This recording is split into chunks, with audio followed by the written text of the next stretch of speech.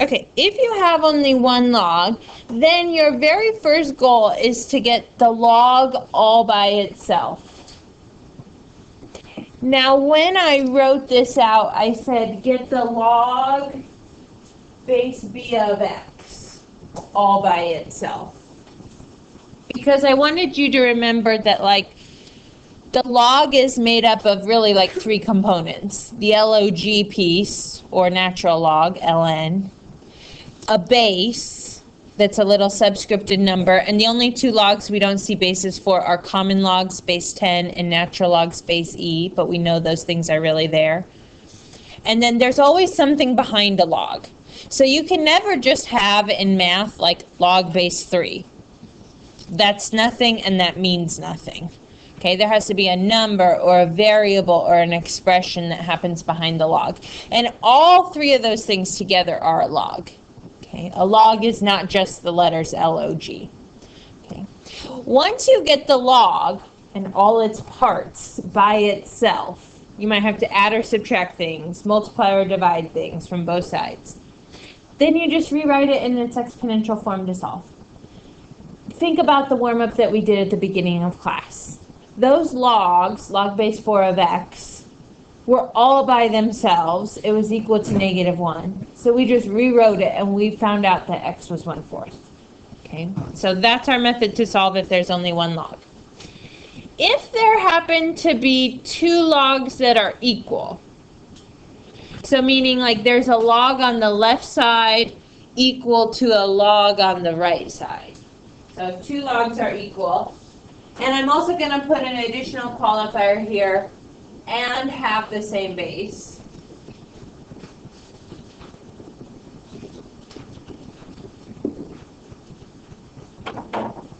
So it would have to be like a natural log equals a natural log, because then they're both base e. A log base 5 of something equals a log base 5 of something else. They're both base 5. Okay, so they're equal and they have the same base. Then, essentially, you could drop the log. If the logs are the same, get rid of the logs and set what's behind the log equal to each other and solve that. We had problems like this yesterday when we were solving the exponential equations. They're the ones where you had two exponents in the equation. You made sure you had the same base to the exponent, and then you could just leave the base off and set the exponents equal.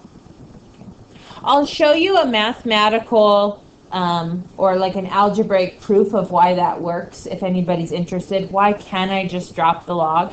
But I think most of us will say it makes sense that if the logs have the same base and they're equal, the stuff behind the log has to be the same.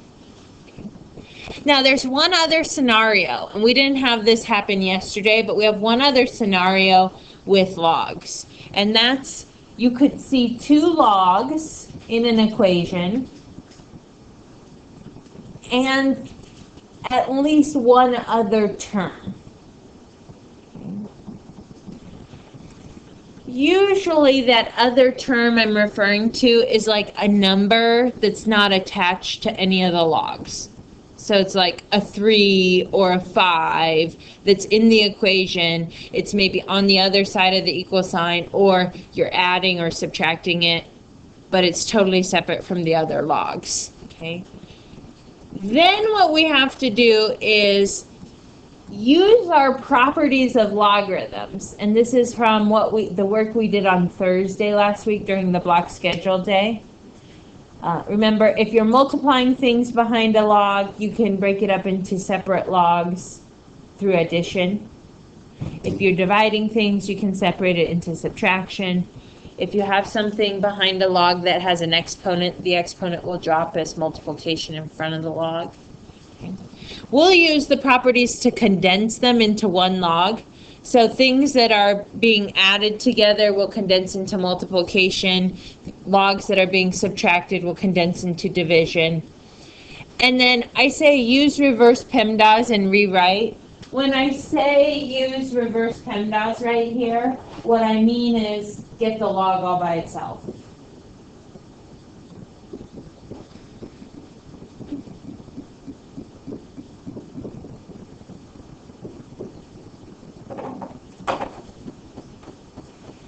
if you think about that second bullet point on that very last scenario, if you've already done the first one, which is condense them into one log, I'm really asking you on this other part, the second bullet, to go back up to the top here and do what you would do for one log. Make sure the log is all by itself, and then rewrite it in exponential form to solve.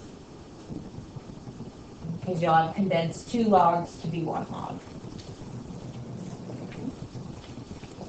So this is a great place in your notes to go back to if you get stuck on a problem and you're like, gosh, I don't know how to start this.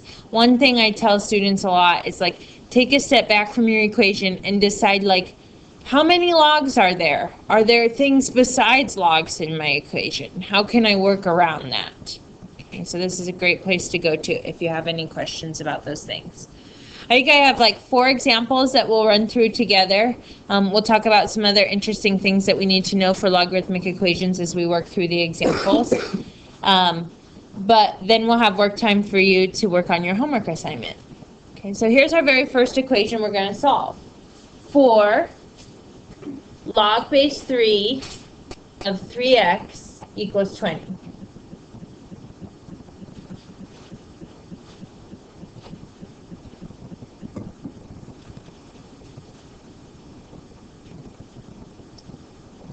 So always my first approach is just to like take a quick peek at my equation. How many logs are there? 1. So if there's 1 log, I need to make sure that the log, its base, and then the stuff that I'm taking the log of are all by themselves. So that would be log base 3 of 3x. What do I need to move so that I have log base 3 of 3x all by itself? Got to move that 4, right? There's 4 times in front of the log. I don't want that to be on the same side when I rewrite it, because what do I do with stuff that's being multiplied in front of a log? I don't know. It's not part of my swirl or my swoosh. So I want to move that to the other side. I'm going to divide by 4. So first thing I do is divide both sides by 4. I have log base 3 of 3x equals 5.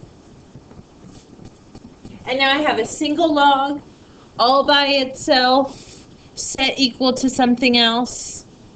That's like our warm-up that we were looking at. Can you rewrite that in exponential form? Yeah. So one skill that you have to be really comfortable with in this part of the chapter is this rewriting thing. We want to rewrite it in exponential form, so we're going to say 3 to the 5th equals 3x. We were in log form, now we're in exponential form. Now you use your calculators. What is 3 to the 5th? 243. So 243 is equal to 3x. Grab a calculator if you need one today. And then to get x all by itself, just divide by 3, so x is equal to 81.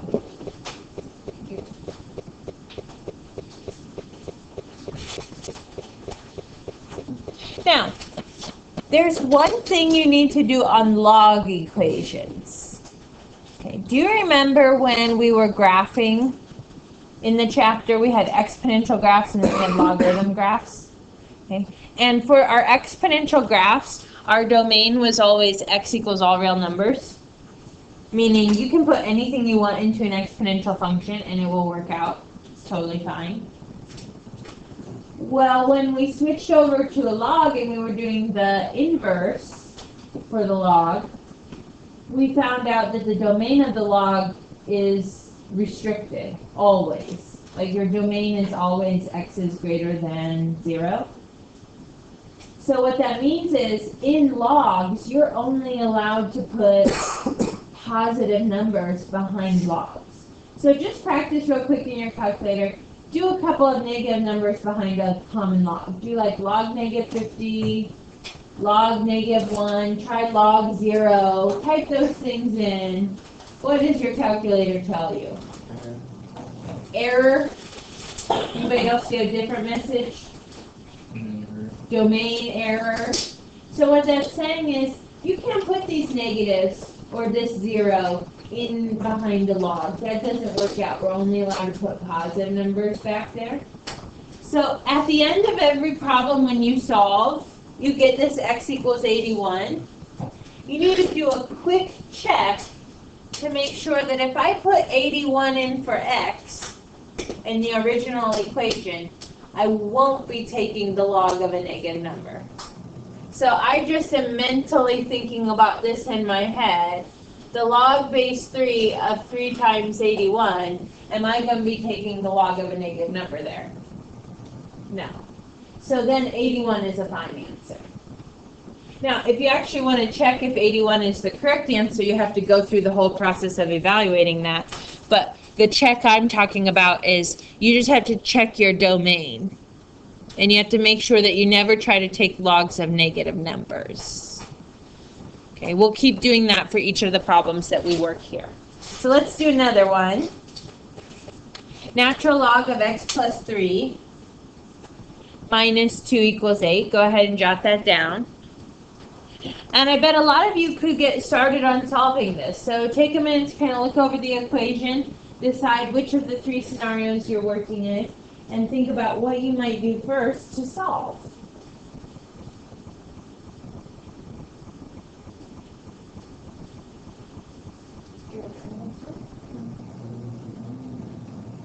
Ooh, I would add this being subtracted.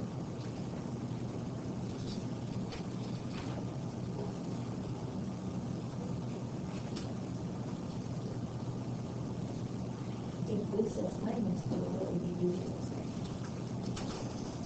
Opposite, right?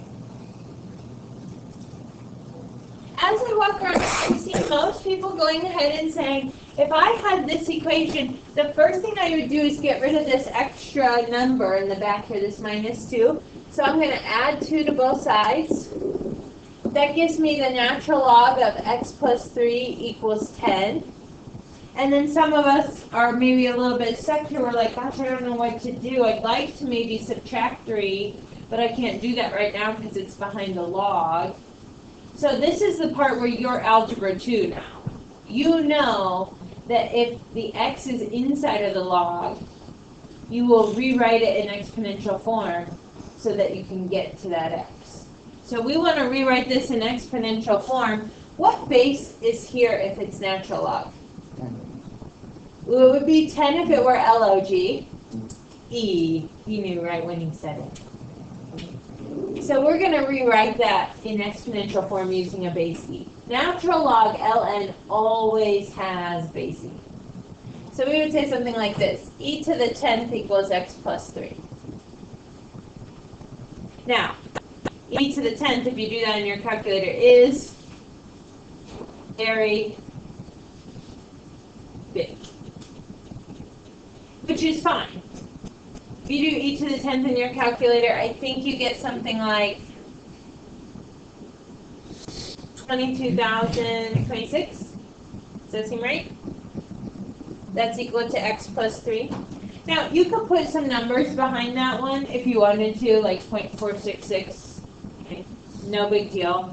I'd just say, like, follow the directions on rounding for whatever rules I give you on a quiz or a test. And if there aren't rules, I would maybe round. Like, since this is such a big number, rounding to the nearest whole is probably okay. But now I could solve for x. Subtract 3. So x is 22,023-ish.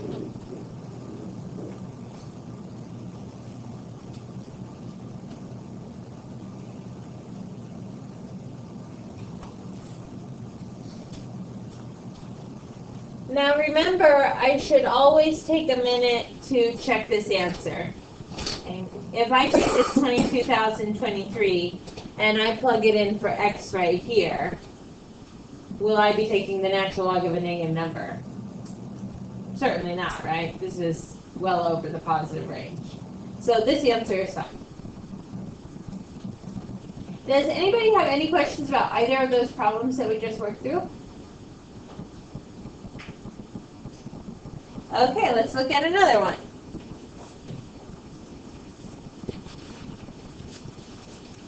Log base 2 of x minus 1 is equal to log base 2 of 2x plus 1.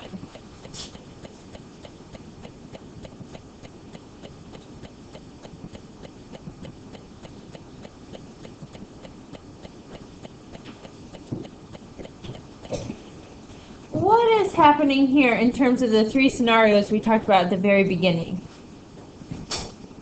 You have two logs that are equal to each other, and they have the same base, right? So two logs that are equal to each other and have the same base. What are you allowed to do? No. What's that? Drop the log. Yeah. We can essentially say that these logs, because they have the same base, we don't really have to worry about those things. What we really want to worry about is that x minus 1 is equal to 2x plus 1. Because if those things are equal, then on both sides of the equation, I'd have like the log base 2 of the same thing equals the log base 2 of the same thing, which seems to make sense. Like log base 2 of 5 should equal log base 2 of 5. Can you solve that equation? Absolutely, right? That's like Algebra 1 material right there. So get all your x's on one side, get all your numbers on the other side. I always like my x's to be positive, so I'm going to subtract 1x first. And then I'll get my numbers on the other side, so I'm going to subtract 1.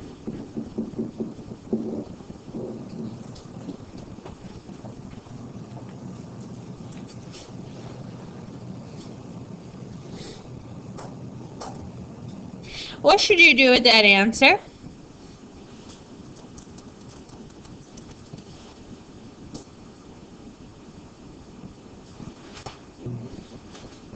What's that? No, it is x equals negative 2. What should I do with that when I get done with my problem? You should check it, right? You have to make sure that you're always taking logs of positive numbers, right? So if I take this negative 2 and I plug it in, I would be doing log base 2 of negative 2 minus 1, which is really log base 2 of negative 3. Would your calculator be able to do log base 2 of negative 3? No, because we just went through that whole piece where we plugged in some negative numbers into logs and it kept telling us we had domain error. So I would write something down right here so that you have this in one of your examples. You cannot take the log of negative numbers.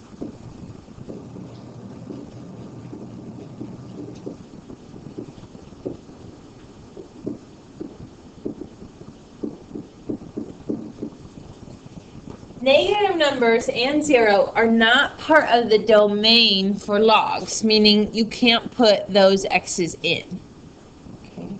So we can't take the log of a negative number, which means that even though we did all of our algebra correctly to solve for x equals negative 2, we're going to cross that negative 2 off.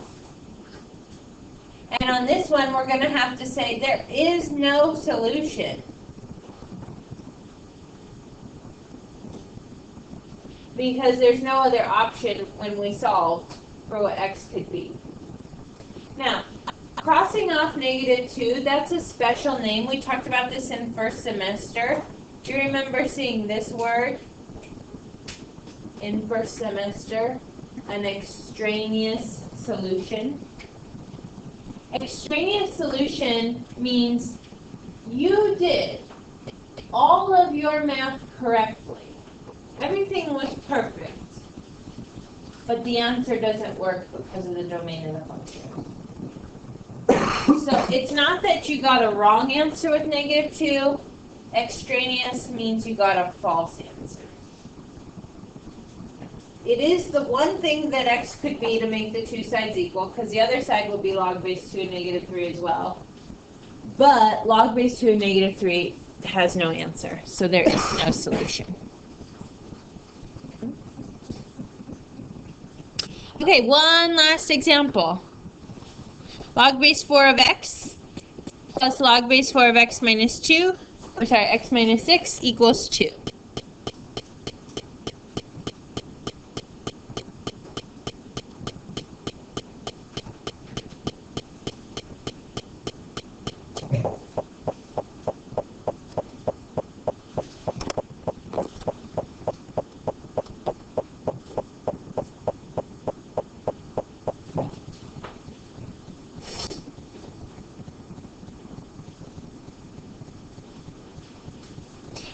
Now, if you're looking back at the beginning of your notes and trying to decide what scenario you have here, I mean, we definitely have 2 logs, right?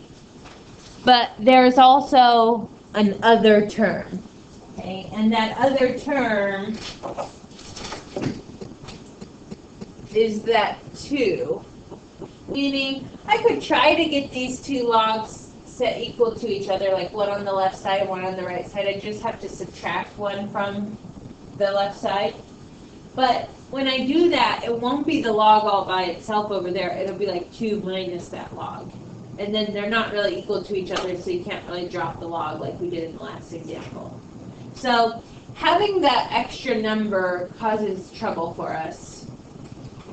And so we said in that very last scenario, if you have 2 logs and another number or another term, then condense your logs first.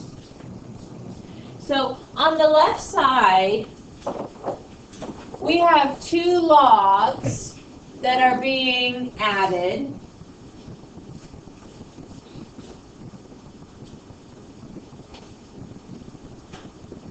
Two logs that are added condense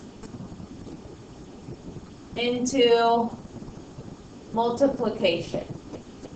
So that's from our notes from Thursday of last week. We had block schedule. You guys worked in small groups to find rules for the different properties. And what you should have noticed was every time stuff was getting multiplied behind a log, you would separate it out with plus signs and everything would get its own log. Okay. Well, you can work backwards and you can put stuff back together too. So we're going to keep the log base 4. But we're going to do x times x minus 6. And I'm not going to multiply it out just right now. I'm going to leave it as x times x minus 6. Some of you might multiply it right now and get x squared minus 6x. Totally fine.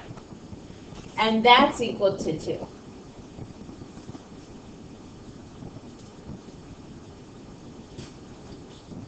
Well, you just went from having 2 logs to having only 1 log.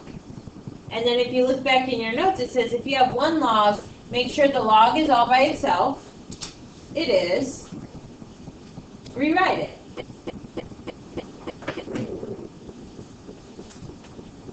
Four squared equals x times x minus 6. And again, if you have already distributed the x, that's totally fine. What is 4 squared? 16. I'll distribute my x to get x squared minus 6x. When you do that, if you do that earlier, that's totally fine.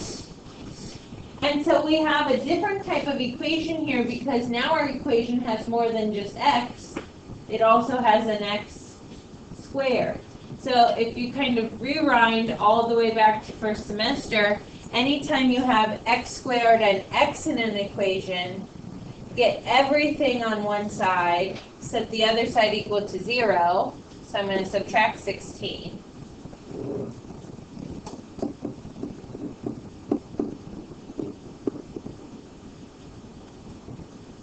We've just created a trinomial there, which can be factored.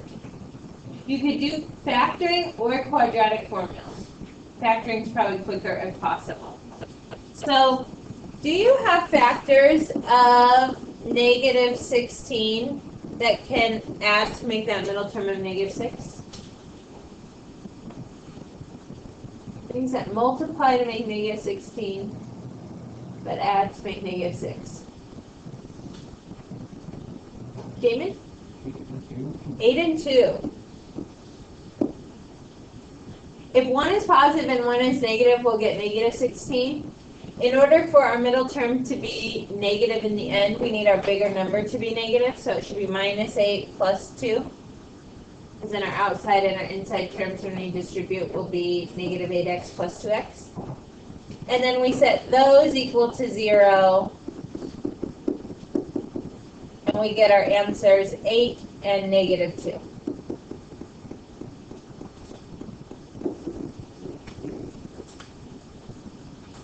So now we have two answers to a log equation. We have more than one. What should you do with both of those answers? Plug them back in, making sure that you're never taking logs of negative numbers, because that's not possible. Okay, it's not part of the domain. So I'll take 8. If I put 8 in for both x's, will I ever try to take the log of a negative number? No, so 8's good. If I put negative 2 in for x, will I ever try to take the log of a negative number? Yes, on both counts. So I'm going to cross off x equals negative 2. Call it extraneous. EXT is a shorthand for extraneous that I use. And I don't have to write no solution because there still is a solution, right? The solution is 8. So even though there were two answers, only one actually works.